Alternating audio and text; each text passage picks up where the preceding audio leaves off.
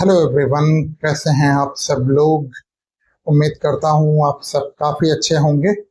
आज जिस टॉपिक जिस मुद्दे पर हम लोग बात करने वाले हैं वो मुद्दा अभी बहुत ज़्यादा ही चर्चा में है। और वो मुद्दे को लेकर के अभी कुछ दिनों पहले जंतर मंतर पर इस देश के बच्चों ने एक बहुत बड़ा प्रोटेस्ट ऑर्गेनाइज किया।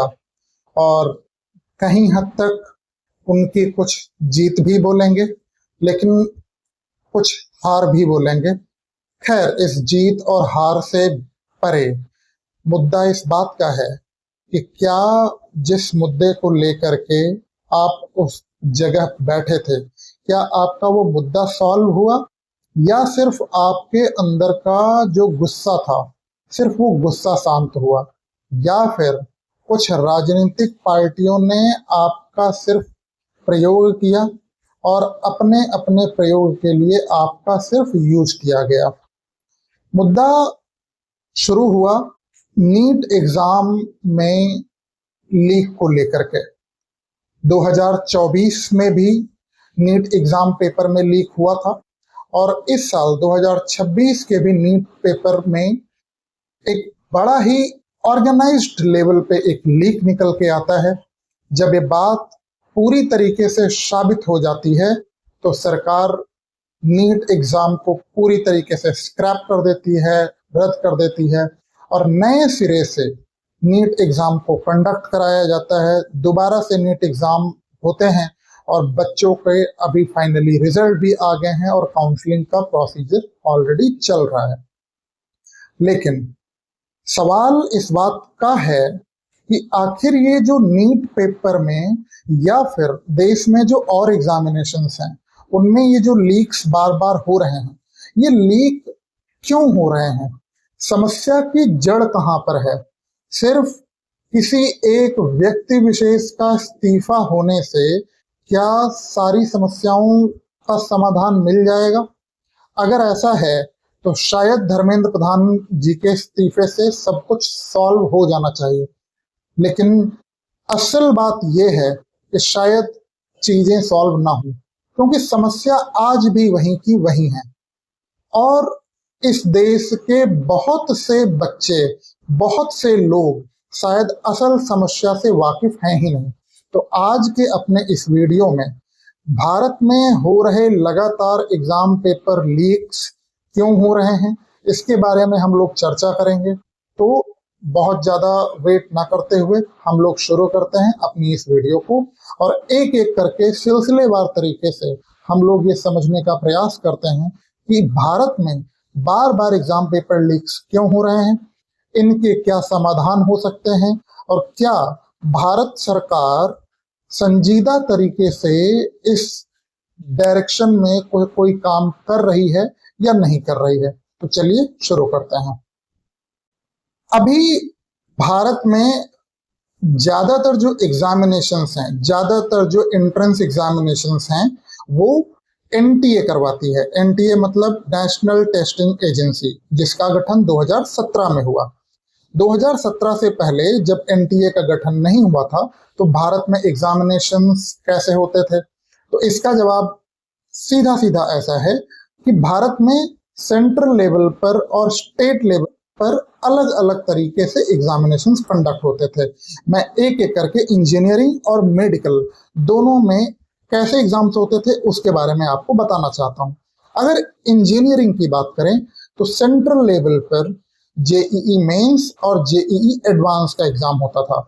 जेईई मेंस के थ्रू इंडिया के जो नेशनल इंस्टीट्यूट ऑफ टेक्नोलॉजीज मतलब एनआईटीज और जीएफटीआईज यानी गवर्नमेंट फंडेड टेक्निकल इंस्टीट्यूट्स जो थे वो जेईई मेंस के थ्रू एडमिशन लेते थे। उसके अलावा और भी कई इंस्टीट्यूट थे जो जेईई मेंस के थ्रू एडमिशन लेते थे। इसके साथ साथ भारत के हर प्रदेश में अपना एक इंजीनियरिंग टेस्ट होता था। जैसे उत्तर प्रदेश में उत्तर प्रदेश टेक्निकल यूनिवर्सिटी अपना एग्जामिनेशन अलग से कंडक्ट कराती थी। दिल्ली में इंद्रप्रस्थ यूनिवर्सिटी आईपीसीईटी यानी इंद्रप्रस्थ कॉमन एंट्रेंस टेस्ट कराती थी। ऐसे ही हर राज्य में लगभग अपने अपने अलग अलग एंट्रेंस एग्जाम होते थे। महाराष्ट्र का एमसेट एमसीईटी होता था, ऐसे ही वेस्ट बंगाल में वेस्ट बंगाल जेडबलई होता था। इसके साथ साथ भारत की ऐसी कई यूनिवर्सिटीज थी जो अपना एग्जामिनेशन अलग से कंडक्ट कराती थी, जैसे जामिया मिल्लिया इस्लामिया, वो अपना अलग तरीके से एग्जाम कंडक्ट कराता था। और भी ऐसे कॉलेजेस और यूनिवर्सिटीज थे जो अपना एक इंडिपेंडेंट एग्जामिनेशन करवाते थे। लेकिन एनटीए के आने के बाद चीजें बदल गई। लगभग हर एक कॉलेज, हर एक इंस्टीट्यूट जेईई मेंस और जेईई एडवांस के थ्रू एडमिशन इंजीनियरिंग में लेने लगा। ठीक यही केस लगभग मेडिकल के साथ भी है। पहले मेडिकल के लिए सेंट्रल लेवल पर एआईपीएमटी का एग्जाम होता था, मतलब all India preliminary medical test. ठीक ऐसे ही एम्स अपना अलग एग्जाम कंडक्ट कराते थे। स्टेट लेवल पे भी हर एक स्टेट लगभग अपना अलग एग्जाम कंडक्ट कराते थे। जैसे अगर मैं उत्तर प्रदेश की बात करूं तो उत्तर प्रदेश में सीपीएमटी के नाम से एग्जाम होता था, यानी कंबाइंड प्री मेडिकल टेस्ट। ठीक इसी प्रकार से कई सारे मेडिकल इंस्टीट्यूट्स भी ऐसे थे जो अपना इंडिपेंडेंट एग्जामिनेशंस करवाते थे, जैसे जिपमर, वो अपना अलग एग्जाम कराता था। इसका फायदा ये होता था कि अगर किसी बच्चे का कोई एक एग्जाम गड़बड़ हो जाए तो उसके पास और भी कई ऑप्शंस अवेलेबल होते थे कि अगर मान लीजिए किसी बच्चे का जेईई मेंस में अच्छा स्कोर नहीं बनता है तो उसके पास अपने स्टेट का एंट्रेंस एग्जाम होता था। उसके अलावा भी, क्योंकि हर एक बच्चा भारत के लगभग हर एक प्रदेश का एंट्रेंस एग्जाम दे सकता था, इसके साथ बहुत सारे इंस्टीट्यूट अपना एंट्रेंस एग्जाम अलग से करवाते थे। ठीक यही केस मेडिकल के साथ भी था। तो बच्चों के पास एक ऑप्शंस अवेलेबल होते थे कि वो कई सारे उनके पास ऑप्शन होते थे। एक बर्डन नहीं होता था कि एक एग्जाम खराब हो गया तो मेरे पूरे साल की मेहनत खराब हो जाएगी। एनटीए के आने के बाद यही सबसे बड़ी कमी बाहर निकल करके आई। अब आखिर हम लोग ये जानते हैं कि एनटीए को लाया ही क्यों गया था। भारत में ये जो डिसेंट्रलाइज्ड एग्जामिनेशंस होते थे, इसकी वजह से भारत के बच्चों के ऊपर इसका इकोनॉमिकल बोझ कई बार बहुत ज्यादा पड़ता था। मतलब अगर किसी बच्चे को इंजीनियरिंग की अगर मैं बात करूं तो उसे जेईई मेंस का अलग से फॉर्म भरना है, आईपीसीईटी का अलग से फॉर्म भरना है, और यूनिवर्सिटीज के काउंसलिंग के पैसे अलग से पे करने हैं, स्टेट के एंट्रेंस एग्जाम के पैसे अलग से पे करने हैं। तो इसका इकोनॉमिक बर्डन बच्चे के ऊपर बहुत ज्यादा पड़ता था। ठीक यही केस लगभग मेडिकल के साथ भी होता था। तो भारत सरकार ने ये सोचा कि क्यों ना इस इकोनॉमिक बोझ को कम करके पूरे देश में कंबाइंड एक सिंगल एग्जामिनेशन करवा दिया जाए। इसके लिए नेशनल टेस्टिंग एजेंसी यानी एनटीए का गठन 2017 में किया गया और भारत में लगभग हर एक एंट्रेंस एग्जाम की जिम्मेदारी एनटीए को दे दी गई। जैसे इंजीनियरिंग के लिए जेईई मेंस का जो पूरा कार्यभार है वो एनटीए के ऊपर दे दिया गया। ठीक मेडिकल के लिए भी नीट का एग्जाम वो एनटीए कराने लग गई। और भी यूनिवर्सिटीज के जो एंट्रेंस एग्जाम होते थे वो अलग अलग यूनिवर्सिटीज लगभग अपने एंट्रेंस एग्जाम अलग अलग करवाते थे। जैसे दिल्ली यूनिवर्सिटी का अपना एक अलग पैटर्न था, इलाहाबाद यूनिवर्सिटी का अपना अलग था, बीएचयू का अपना अलग था, अन्ना यूनिवर्सिटी और भारत के अपने अलग यूनिवर्सिटीज अपने अपने एंट्रेंस एग्जाम करवाते थे। उन सबको कंबाइन करके सीयूईटी नाम का एक एग्जामिनेशन कर दिया गया, जिसका कार्यभार भी एनटीए के ऊपर ही दे दिया गया। तो धीरे धीरे करके एनटीए के ऊपर वर्कलोड इतना ज्यादा आ गया जिसका मैनेजमेंट एनटीए के लिए समय के साथ बहुत ज्यादा मुश्किल होता चला गया। और जहां पे ये सेंट्रलाइजेशन का प्रोसेस बढ़ा, समस्या भी वहीं बढ़ने लग गई, क्योंकि ये जो पेपर लीक का जो पूरा गिरोह था उसके लिए अब पेपर लीक करवाना बहुत आसान हो गया, क्योंकि अब उसे अलग अलग एग्जाम को लीक कराने के बजाय सिर्फ एक एक एग्जाम में सेंध लगानी थी, और एक एग्जाम में अगर सेंध लग गई, सारा का सारा खेल बन गया। एनटीए ने ये जो सेंट्रलाइजेशन का पूरा प्रोसेस किया, इसने इकोनॉमिक बोझ बच्चों के ऊपर से कम जरूर किया, लेकिन यहीं से सारी समस्या की जड़ शुरू हो गई।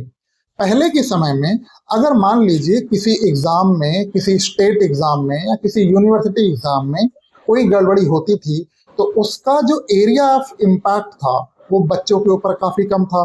लेकिन समय के साथ अब मान लीजिए नीट एग्जाम में हर साल करीब 22 से 25 लाख बच्चे बैठते हैं।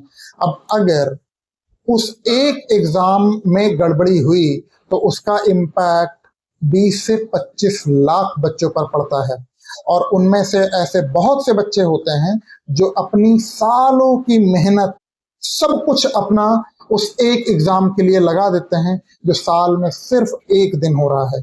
और अगर वो एक दिन उनका गड़बड़ हुआ या फिर एग्जाम लीक की वजह से वो एग्जाम फेल हो गया, वो एग्जाम कैंसिल हो गया, तो उस बच्चे के ऊपर जो मनोवैज्ञानिक प्रभाव पड़ते हैं उसकी कल्पना शायद हम और आप नहीं कर सकते। क्योंकि वो बच्चे जो मेडिकल और इंजीनियरिंग के एंट्रेंस एग्जाम देते हैं, वो बच्चे 17 से 20 के उम्र के बीच में होते हैं, और ये उम्र बहुत ही कच्ची होती है, बहुत यंग एज के बच्चे होते हैं।